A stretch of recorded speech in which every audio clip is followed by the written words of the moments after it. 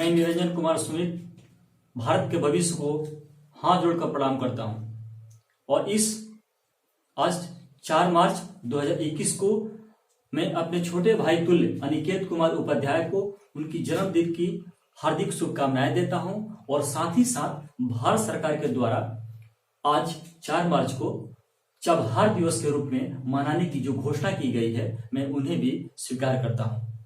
जैसा कि आपको पता होगा कि भारत पहले अफगानिस्तान को जो निर्यात करता था वो पाकिस्तान के रास्ते से जाता था। उसका मैप कुछ असुविधाओं के कारण मेरे पास मैप नहीं है और उतनी क्वालिटी नहीं है कि मैं आपको दिखा सकूं, लेकिन जो भारत था पाकिस्तान के रास्ते होते हुए अपने परिवहन को लेकर और अफगानिस्तान में बुनियादी सुविधाओं को देता था। पाकिस्तान बहुत सारा उस पर टैक्स भी लेता था।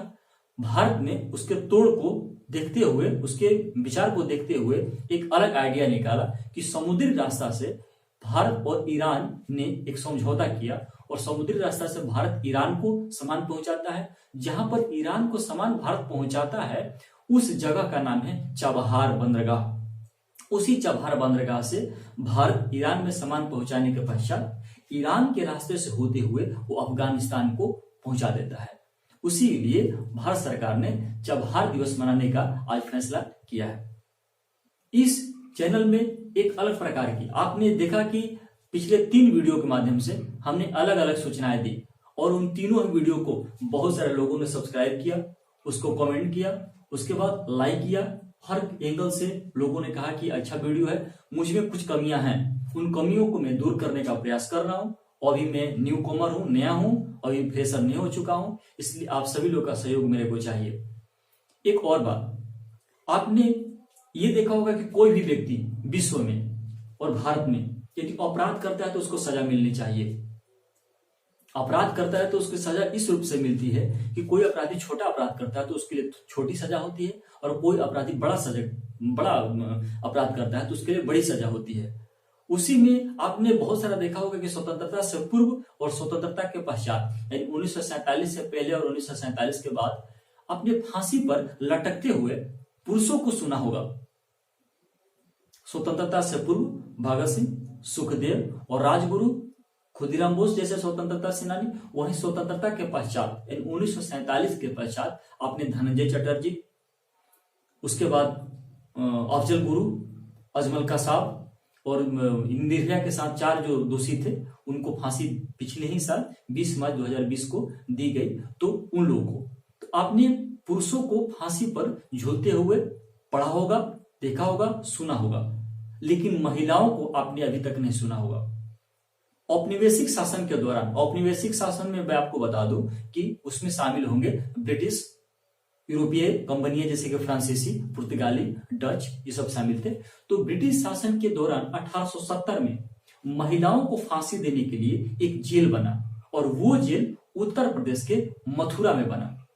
प्रश्न ये उठता है कि जो 1870 का दिवस मतलब वर्ष था, उस समय गवर्नर जनरल कौन था? 1870 के समय 1869 से लेकर 1872 तक उस समय का गवर्नर जनरल लॉर्ड मेयो था।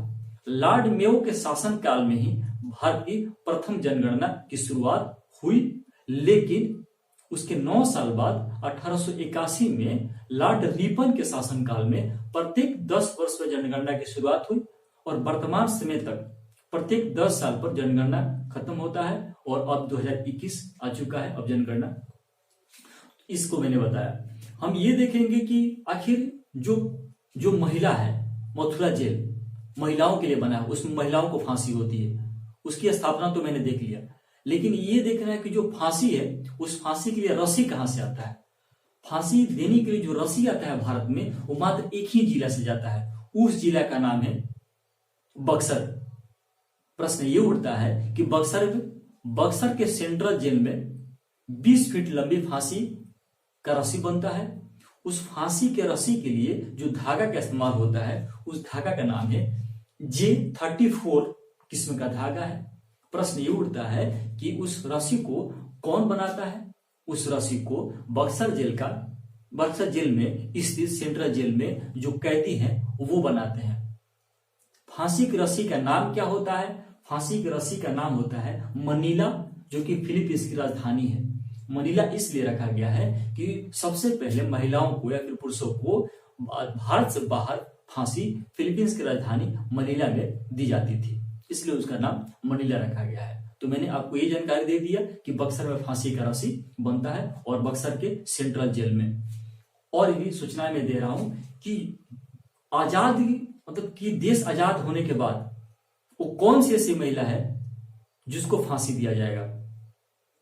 अभी तक राष्ट्रपति के सामने 35 ऐसे लोग हैं जिनको दया याचिका के लिए पेंडिंग में केस रखा गया है। उन 35 में से 4 महिला हैं और जो 31 हैं वो पुरुष हैं।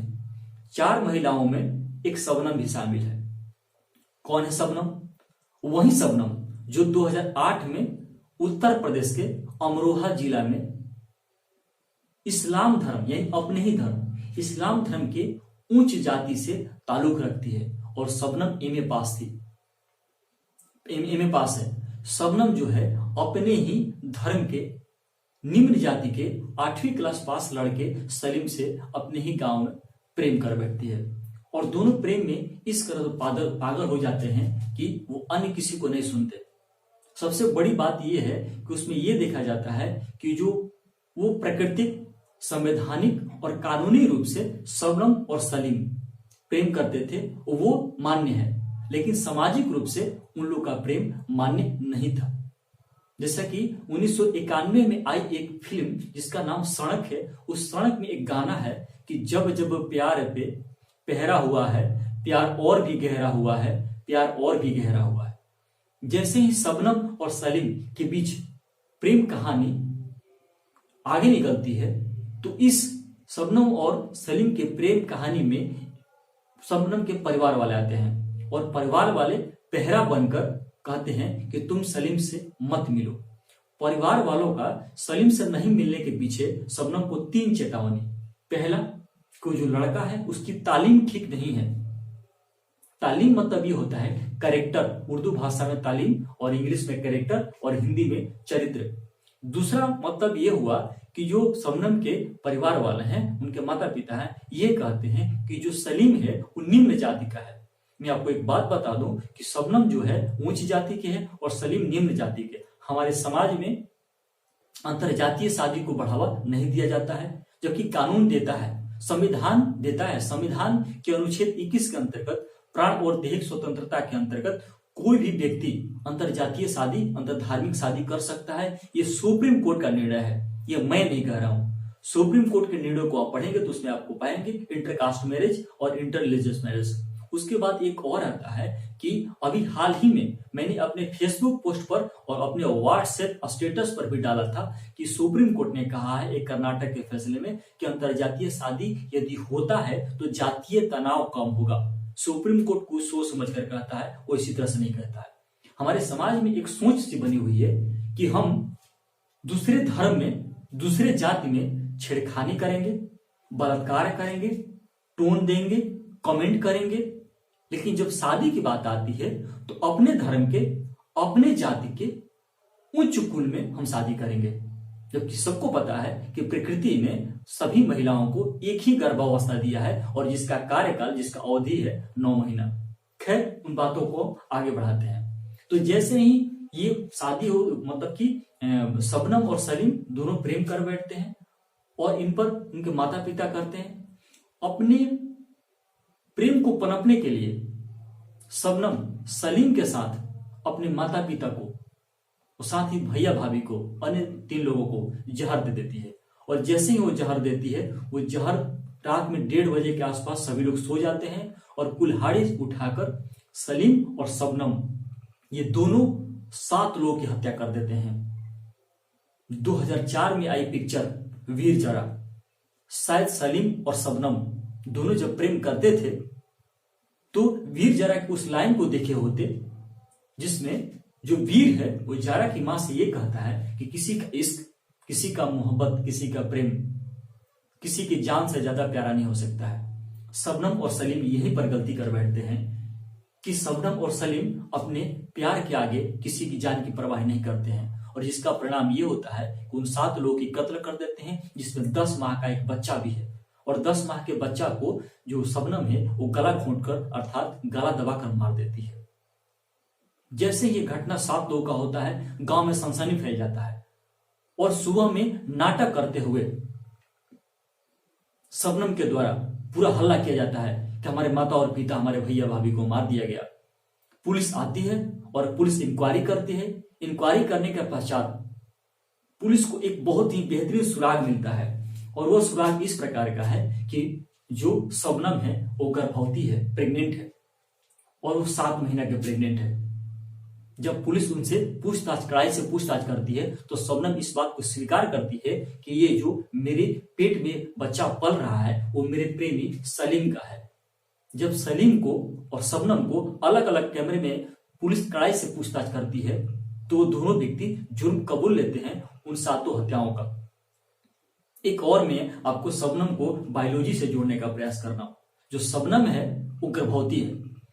प्रश्न ये उठता है कि कोई भी महिला के शरीर में प्लेसेंटा एक होता है। प्लेसेंटा के आरंभ के समय HCG, प्लेसेंटा के आरंभ के समय HCG नामक हार्मोन उत्स्रावित होता है, उत्सर्जित निकलता है और HCG नामक हार्मोन निकलकर मूत्र में उपस्थित होने लगता है।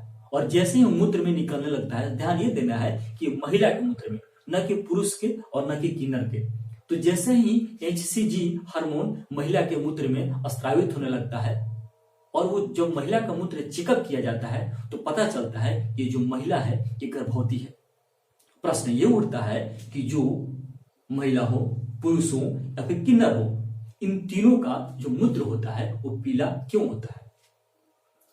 पीला इसलिए होता है कि यूरोक्रोम के कारण मूत्र का रंग पीला होता है। एक और जो मूत्र का pH मान होता है वो 6 होता है। मूत्र जो होता है 95% जल, 2% लवण और करीब 2.5% के आसपास अम्लीय तत्वों शामिल करते हुए अन्य पदार्थों से मिलकर बना होता है। प्रश्न ये उठता है कि जो यूरोक्रोम है वो किससे निर्मित होता है? यूरोक्रोम हीमोग्लोबिन के विखंडन से निर्मित होता है, बना होता है। खैर, हमने उस सब बातों को बताया जो कि ये अन्य परीक्षाओं में पूछे जाते हैं, इसलिए आप उस बातों को ध्यान रखेंगे कि वो मुझसे HCG हार्मोन निकलता है, कैसे होता है। अब हम आते हैं दूसरे पक्ष की ओर। जैसे ही शबनम और सलीम मर्डर करते हैं तो इनका केस अमरोहा के जिला न्यायालय में चलता है और वहां का जिला जो सत्र न्यायालय है शबनम और सलीम दोनों को 7 लोगों के जुर्म में फांसी की सजा सुनाता है। शबनम और सलीम के जो वकील हैं वो 7 लोगों की फांसी की सजा को चुनौती देते हैं। 7 लोगों की जो फांसी की सजा हुई है, इस केस को, इस फैसला को वो हाई कोर्ट में जाकर चुनौती देते हैं। और हाई कोर्ट कौन? Allahabad high court. Allahabad high court को भारत का जूनियर सुप्रीम कोर्ट कहा जाता है। जूनियर सुप्रीम कोर्ट इसलिए कहा जाता है कि इलाहाबाद के ज्यादातर फैसले सुप्रीम कोर्ट में वहीं के वहीं रहते हैं। इलाहाबाद हाई कोर्ट भी 7 लोगों के जुर्म में इन दोनों ही शबनम और सलीम को फांसी की सजा ही बरकरार रखता है, सुनाता है। फिर ये लोग इलाहाबाद हाई कोर्ट के फैसलों को सुप्रीम कोर्ट में चुनौती देते हैं और सुप्रीम कोर्ट में भी जाते हैं तो वहां पर भी फांसी की सजा बरकरार रहती है। अब शबनम के पास एक ही विकल्प बचता है, वो दया याचिका। प्रश्न ये उठता है कि जो दया याचिका होता है, फांसी की सजा के लिए, किसी भी सजा के लिए दया याचिका वो कौन दे सकता है?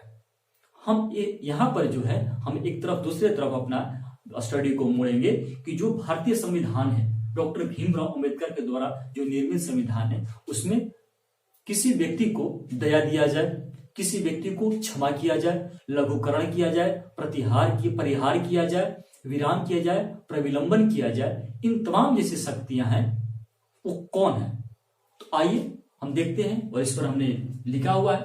सबसे पहले हम ये देखेंगे कि जो राष्ट्रपति होता है उसका, राष्ट्रपति के पास ये जो क्षमादान की शक्ति है भारतीय संविधान में, वो 2 लोगों के पास है। संविधान के अनुच्छेद 72 के अंतर्गत राष्ट्रपति को है और संविधान के अनुच्छेद 161 के अंतर्गत राज्यपाल को है। संविधान के अनुच्छेद 72 के अंतर्गत राष्ट्रपति को निम्न मामलों में अपराधी के लिए दोषी की दोषी के लिए उसमें क्षमा की बात की गई है। जो पहला मामला है संघीय विधि के विरुद्ध अपराध में दंड। संघीय विधि कहने का मतलब ये हुआ कि यदि केंद्र सरकार के द्वारा कोई भी कानून बनाया जाता है और उस कानून में कोई भी अपराधी को यदि दंड मिलता है, उसमें राष्ट्रपति को ये पावर है कि उसको क्या कर सकता है, क्षमा कर सकता है।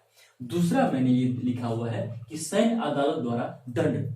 मान लीजिए Indian air force, Indian navy, Indian army के द्वारा किसी भी व्यक्ति को जब सजा दे दिया गया है, दंड दे दिया गया है, तो उस पर भी क्षमा करने की शक्ति भारत के राष्ट्रपति के पास है। अंतिम और जो तीसरा है दंड का स्वरूप मृत्यु दंड हो। यदि दंड का स्वरूप अलग अलग प्रकार का होता है, कठोर कारावास, साधारण कारावास, मृत्यु दंड। यदि दंड का स्वरूप मृत्यु दंड हो तो उसको भी माफ करने की शक्ति, क्षमा करने की शक्ति किसके पास है? संविधान के अनुच्छेद 72 के अंतर्गत राष्ट्रपति के पास है। राष्ट्रपति क्षमादान शक्ति में निम्न बातें शामिल है। राष्ट्रपति जब क्षमादान की शक्ति का प्रयोग करता है तो उसमें कौन कौन सी बातें शामिल हैं? उसमें 5 बातें शामिल है। पहला है क्षमा। क्षमा को हम आइए देखते हैं कि जो क्षमा है पहला, उसमें दंड और बंदीकरण। यदि आपको किसी कानून के उल्लंघन में आप अपराधी होने के नाते आपको दोषी पाया गया है, दंड दिया गया है, तो उसको, या फिर आप किसी कारागार में, जेल में बंद हैं, तो उसको, उन दोनों ही प्रावधानों को, दोनों ही शब्दों को यदि आपके ऊपर लागू होता है तो उसको राष्ट्रपति हटाकर पूर्णतः मुक्त, यानी दोनों ही बंधनों से आपको क्या कर सकता है? मुक्त कर सकता है। राष्ट्रपति के पास ही पावर है। फिर आपका दूसरा है, ये है लघुकरण। आप लघुकरण को 2 भाग में बांट कर देखिए। कोई शब्द होता है वो अपना अर्थ स्वयं बताता है। लघु मतलब होता है छोटा, शॉर्ट। आपने लघु उतरिए, दीर्घ उतरिए देखा होगा। तो लघु मतलब होता है शॉर्ट और करण माने होता है प्रक्रिया, छोटा करने की प्रक्रिया। लघुकरण का मतलब दंड के स्वरूप को बदलकर कम करना। दंड के स्वरूप, ये बहुत ही की पॉइंट है, की वर्ड है, दंड के स्वरूप। दंड के स्वरूप कहने का मतलब ये हुआ कि कोई व्यक्ति है, यदि उसको मृत्यु दंड है तो लघु करके कठोर कारावास में कर सकते हैं, और जो कोई सी व्यक्ति को कठोर कारावास मिला हुआ है उसको लघु करके साधारण कारावास में हम तब्दील कर सकते हैं। यानी मृत्यु दंड को कठोर कारावास में तो छोटा हो गया, और जो कठोर कारावास है उसको साधारण कारावास में, यानी उससे छोटा कर दिए। मैं एक आपको उदाहरण के माध्यम से बताता हूं। जैसे कि आपको पता होगा कि भारत के पूर्व प्रधानमंत्री राजीव गांधी की हत्या कर दी गई थी। उस हत्या में जो केस हुआ था उसमें जो महिला थी नलिनी, उनको क्या किया गया था? फांसी की सजा सुनाया गया था। जो नलिनी थी उनको फांसी की सजा सुनाया गया था, तो राष्ट्रपति के पास दया याचिका लेकर गई थी। दया याचिका लेकर गई थी तो राष्ट्रपति ने उनकी दया याचिका को खारिज कर दिया और फांसी की सजा को बरकरार रखा। तब राजीव गांधी की धर्मपत्नी और वर्तमान राष्ट्रीय कांग्रेस की अध्यक्ष श्रीमती सोनिया गांधी के द्वारा हस्तक्षेप किया गया। तो जो नलिनी थी उनका मृत्यु जो दंड है वो कठोर कारावास में बदल गया, और वो जो हुआ वो किसके अंतर्गत हुआ? लघुकरण। यदि इस प्रकार का प्रश्न डीपली जाए, बात करें, तो आप इसको ऐसा कर सकते हैं। अंतिम नहीं बल्कि तीसरा है परिहार। परिहार का मतलब हम देखेंगे कि इसमें क्या होगा? अवधि कम करना। अवधि का मतलब ये हुआ कि मान लीजिए कि आपको 5 साल की सजा, 5 वर्ष कठोर कारावास है। आप इसमें 2 शब्दों पर ज्यादा ध्यान देंगे।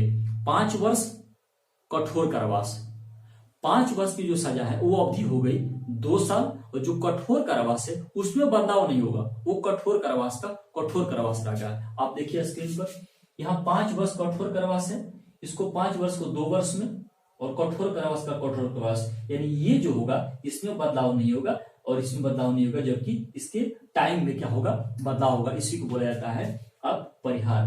जो चौथा है वो है विराम। विराम माने क्या होता है? रुकना। आप शब्द के माध्यम से इसको समझेंगे। सजा विशेष परिस्थिति में कम करना, जैसे अपंगता है। सजा विशेष परिस्थिति मतलब कि कोई व्यक्ति अपंग है, यदि उसके बाद या फिर कोई महिला है वो गर्भवती है, तो जो सीआरपीसी होता है, सीआरपीसी के सेक्शन 416 के अंतर्गत ये प्रावधान किया गया है कि यदि कोई महिला गर्भवती है तो आप उसको फांसी नहीं दे सकते हैं। तो तो उसी के अंतर्गत ये आता है सजा विशेष परिस्थिति में कम करना। अंतिम है प्रविलंबन। प्रविलंबन कहने का तात्पर्य ये हुआ कि दंड पर अस्थायी रोक, जो आपको दंड दिया जाने वाला है, मृत्यु दंड हो, कठोर कारावास हो, साधारण कारावास हो, कोई भी हो, 10 साल की सजा हो, 20 साल की सजा हो, कोई भी सजा हो, उसमें दंड पर अस्थायी रोक का मतलब ये होगा कि अस्थायी रोक नहीं होगा, हमेशा के लिए रोक नहीं होगा, कुछ दिनों के लिए रोक होगा।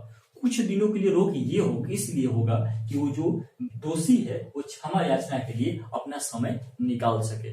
तो हमने ये देखा कि संविधान के अनुच्छेद 72 के अंतर्गत राष्ट्रपति को ये 5 शक्तियां दी गई है। पहला जो शक्ति दिया गया है क्षमा, दूसरा जो दिया गया है लघुकरण, तीसरा परिहार, चौथा विराम, अंतिम और जो 5वां है प्रविलंबन। आइए संविधान के अनुच्छेद 161 के अंतर्गत राज्यपाल को भी इसी प्रकार की शक्ति दी गई है, लेकिन राज्यपाल 2 मामलों में राष्ट्रपति के मुकाबले शक्ति के मामले में कम पड़ जाता है, उसको बाद में देखेंगे। लेकिन ये थे राज्यपाल की क्षमादान की शक्ति संविधान के अनुच्छेद 161 के अंतर्गत दी गई है। सबसे पहले हमने ये लिखा है कि किसी दंड को क्षमा कर सकता है। आपका कोई भी दंड हो, 10 साल, 20 साल, कठोर कारावास, उसको क्या कर सकता है, वो क्षमा कर सकता है, यानी उसको मतलब उसमें बदलाव कर सकता है। जो दूसरा है वो अस्थायी रूप से रोक सकता है, जैसे कि आपने यहां पर पढ़ा राष्ट्रपति वाले मामले में प्रविलंबन, यानी अस्थायी रूप से क्या कर सकता है, वो रोक सकता है।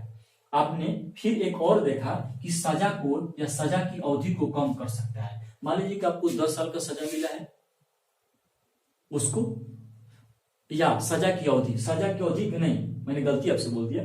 सजा को का मतलब ये हुआ कि कठोर कारावास आपको मिला हुआ है, कठोर कारावास को वो साधारण कारावास में बदल सकता है, या सजा की अवधि जो आपको 10 साल का सजा मिला हुआ है वो आपको 5 साल, या 5 साल का सजा मिला हुआ है तो आपको 2 साल, यानी आपके टाइम को क्या कर सकता है, वो बदल सकता है। एक और लिखा हुआ है, चौथा है राजविधि के विरुद्ध अपराध दोषी व्यक्ति की सजा को। करें कि राज्य विधि के विरुद्ध, जैसे संघ विधि के विरुद्ध था, उसी प्रकार राज्य का मतलब ये हुआ कि बिहार, पश्चिम बंगाल, महाराष्ट्र या कोई भी राज्य हो, वो राज्य अपने अंतर्गत जो कानून बनाता है और उस कानून के अंतर्गत यदि कोई सजा का प्रावधान किया गया है, उस सजा को जो राज्यपाल है, उस दोषी व्यक्ति को जो राज्यपाल है, वो 3 कार्य कर सकता है वहां से। एक, उस सजा को निलंबित कर सकता है, सस्पेंड कर सकता है, खत्म कर सकता है। दूसरा, दंड का स्वरूप बदल सकता है। दंड का स्वरूप कहने का मतलब ये हुआ कि यदि कठोर कारावास है तो उसको साधारण कारावास में, और दंड की अवधि कम कर सकता है। दंड की अवधि कम करने का मतलब ये हुआ कि वहीं 5 साल है तो 2 साल, या 2 साल है तो 1 साल, या 10 साल है तो 4 साल, मतलब कि कम कर सकता है।